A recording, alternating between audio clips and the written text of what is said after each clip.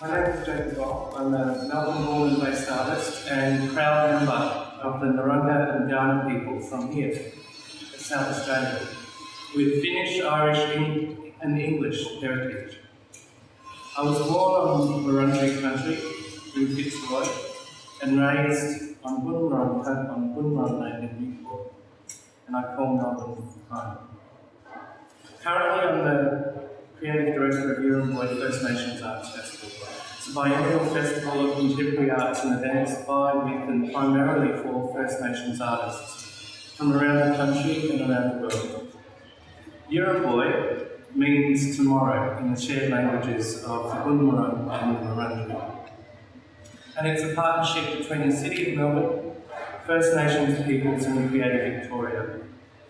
This year, for 10 days in May, the inaugural YIRRAMBOI First Nations Arts Festival presented the work of 251 First Nations artists in over 100 events from around Australia, Canada, the USA, Wales, Africa, New Zealand and the Pacific Islands.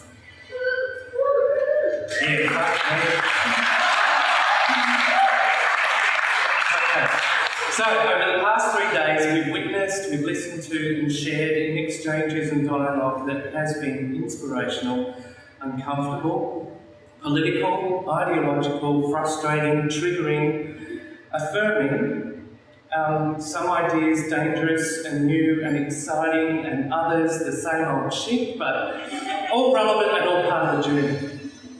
There have been a few words over the past 3 days that have gathered real energy around them. They've been repeated, referred to, time and again. Words like culture, values, privilege, and the old Nike phrase, just do it.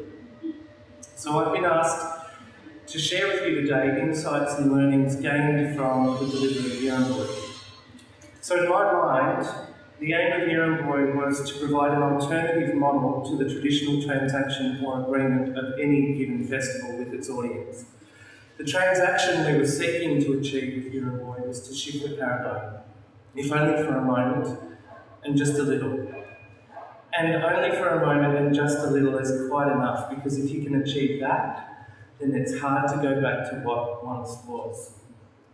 In accepting the creative director, in the role of creative director of the then Melbourne Indigenous Arts Festival, I was given the task of raising the profile of Indigenous arts and culture, inspiring participation, challenging perceptions and developing the next generation of Indigenous arts practitioners. I'd also inherited a consortium model made up of non-Indigenous venues with non-Indigenous artistic directors, program heads and executive producers at the helm. I very quickly had to come up with a set of principles which hopefully would provide a philosophy and a framework for everyone in YIRRAMBOI to be guided by, offering a standard or checklist, if you like, to ensure that our thinking, our planning, our execution was in line with a shared vision. A vision that aspired to create a festival by blackfellas for blackfellas. So YIRRAMBOI is guided by 4 key principles. Indigenous leadership, placing First Nations authority and decision-making first, ensuring that in festival operations and in every production, exhibition, concert and idea had Indigenous creative and decision-making at the lead, that each event be conceived, choreographed, curated, written by and directed by First Nations talent. 2, visibility and dialogue, to seek out, provide and support new platforms and contexts for presentation, whilst rigorously creating space for new language and dialogue to emerge around how we perceive and how we talk about Indigenous contemporary arts. 3, new work and ideas, supporting artists to present work at any stage of development that goes beyond acceptable narratives and comfortable known outcomes, not as a matter of innovation, but integrity. Artists that bring 60,000 plus years of performance making dramaturgies and methodologies to the fore of their practice and process rather than performed culture on stage. And 4, collaboration and exchange, to create and facilitate a gathering space that not only promotes exchange between our mob and First Nations internationally, but encourages contemporary arts exchange and collaboration nation to nation within our own country. Now, on many occasions leading up to and in the delivery of YIRRAMBOI, I was told that my vision was ambitious, potentially too ambitious, which implied varying degrees of risk and danger. Now, the risk and danger was perceived really only by the white fellas because they couldn't understand how our cultural values could lead business, because that's what we were doing. Key principles may have acted as a guide for us and non-Indigenous programmers to know the rules of the negotiation table, but what we were really doing was bringing our culture, our law, our family life, and our practices into every part of the business of running a festival or arts event. So these principles or cultural values are evidenced through operations and in our programming. So I'd like to give you a few examples of how we actioned values and principles into programming. So with Indigenous leadership, the first thing we did was establish an Elders Council. The Elders Council is made up of leaders of 5 of the Kulin nations, custodians of Melbourne and its surrounds. It was important that we embed Indigenous governance in the operational structure of the festival. Our elders are our wisdom, our guidance, and the carriers of our law. Everything we do is advised by, guided by, and endorsed by our Elders Council. So we're now in the process of trying to have our own governance structures recognised within a colonial institution with its own governance structures that refuses to even acknowledge our sovereignty. So as you can imagine, it's tiring, it's frustrating, and at times I just want to run. But it's worth fighting for. We also implemented YIRRAMBOI, meaning our place. YIRRAMBOI was our chance to create a black-run art space. We did it over at the Meat Market, thank you Adriana, a venue in Melbourne located closely to traditional camping grounds just up the road at Royal Park. At YIRRAMBOI we presented 8 works, 2 forums and several parties, curated, choreographed, written, directed and produced by First Nations artists. The venue itself was staffed by blackfellas, from front of house managers and staff to ticketing, bar, stage, production management and security. We also launched our Elders Comfort program, a program reflecting our cultural values of respect for our old people. At the Elders Lounge, elders from all communities were welcomed into the space by dedicated staff who lined up for their tickets, escorted them to the lounge where they were provided tea and bar service. The Elders Lounge was basically everything we do at home. When an elder says they want something, you get up and get it. We also embedded protocols in the way audiences entered and exited performance spaces. Elders were given first entry and preference to seating, and at the end of the show, YIRRAMBOI staff would kindly ask audiences to wait while elders could leave the space comfortably without being swept up in the rush. So when we did an evaluation on the festival, what we achieved with YIRRAMBOI was that by programming a black-run space, over 60% of our audiences were blackfellas and they were paying audience members. We had no community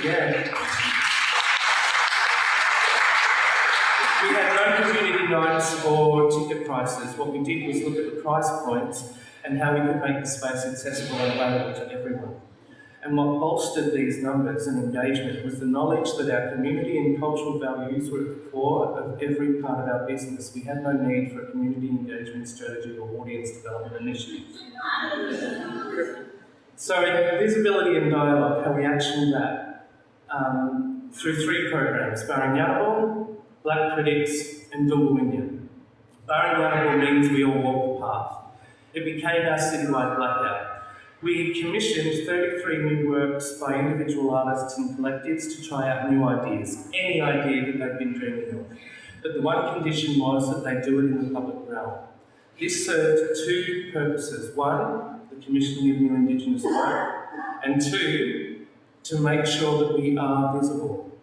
By placing our artists throughout the CBD in Melbourne over one day, a Saturday, big shopping day, in a treasure hunt of dance, slam poetry, installations, fashion shows, music and theatre, we removed one of the barriers that keeps the general public from finding or engaging with our work. Out in the street, in public, unsuspecting punters can no longer deny that they don't see us. Their choice then is whether they engage with us.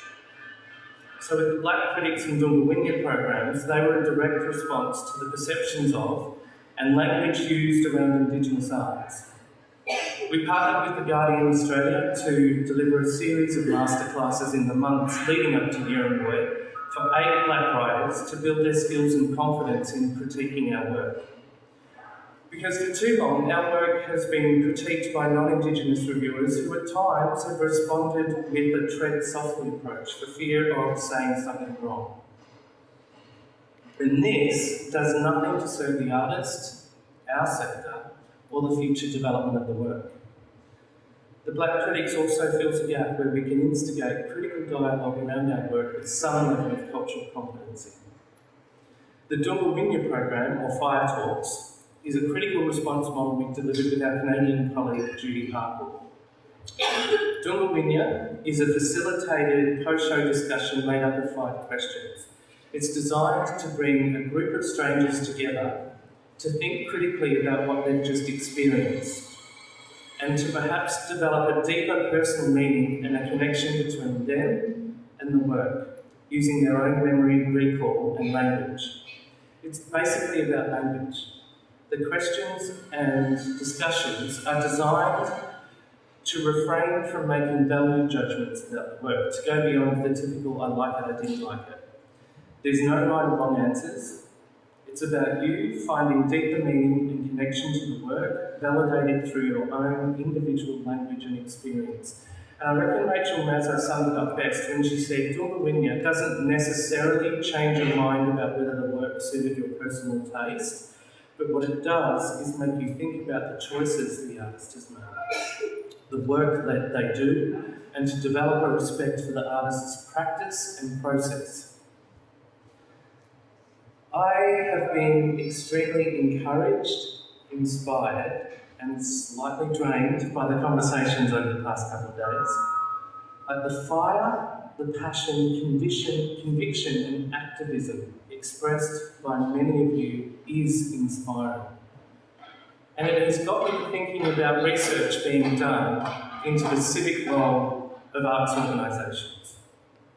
The Calouste Gulbenkian Foundation in the UK has launched the first phase of this research in early 2016 and recently published its findings in the publication Rethinking Relationships, which is asking arts organisations how they, as institutions, venues and gathering places, fulfil their civic role in public life. Now, I was asked to be a member of the International Advisory Group over this phase of research, and admittedly, I have been uncomfortable with the language around the research, particularly the suggestion of arts organisations playing a role. See, because I started out as an actor, so playing a role for me is to rock up, frock up, say the words I've been told to say, derobe at the end of the performance, and go back to real life where I can think and say what I really feel. So, I believe, which has now been confirmed and reaffirmed by your conversations over the past 3 days, that we should be thinking more about not what our civic role is, but what our civic responsibility could be as arts organisations and practitioners. How our values, our principles and politics not only influence and guide us, but determine everything from our practice to operations and particularly governance. There is so much fire, passion, hope, influence, fighting spirit and strong will in this room. How are we going to take the past 3 days and turn that into action? I was speaking with Lydia Fairhall last night, and we both agreed it would be great to turn up in 2 years' time to see the longest lineup of those firecracker updates on day one, and to hear from ATF 2017, we did, ... we actioned, ... That would be awesome. Because a couple of years ago, my colleague and dear friend Maria Randall, Bunjalung Yapi choreographer, responded to a question. I don't know where we were either at a dance massive or an APAM or some bloody thing. And we were asked to explain what was perceived as black anger in the content of our work. Maria replied, well, if your language was nearing the point of extinction, and in some cases extinct, if your dances, your stories, your songs had been banned to the point of almost being lost, if your people and culture were being killed off, what would you be making work about?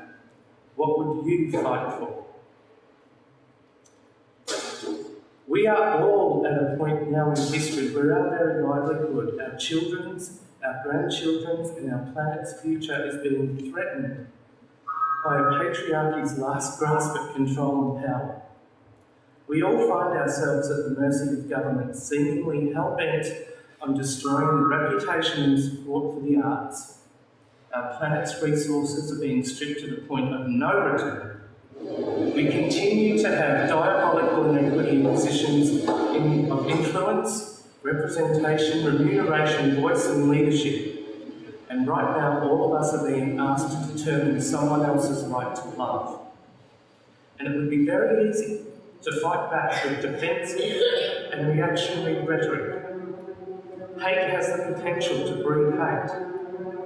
It is much harder to listen, to be kind, to be generous, to remain open and to love.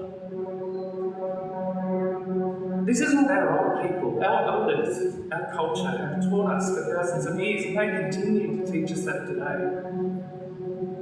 So I suppose the question for all of us moving forward is how does our practice, our organisations, our operational systems, our governance, how are they going to counteract this war on our humanity?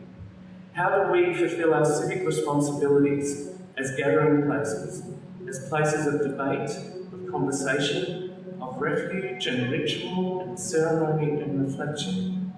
How are we going to do that with kindness, with generosity, with love and with hope?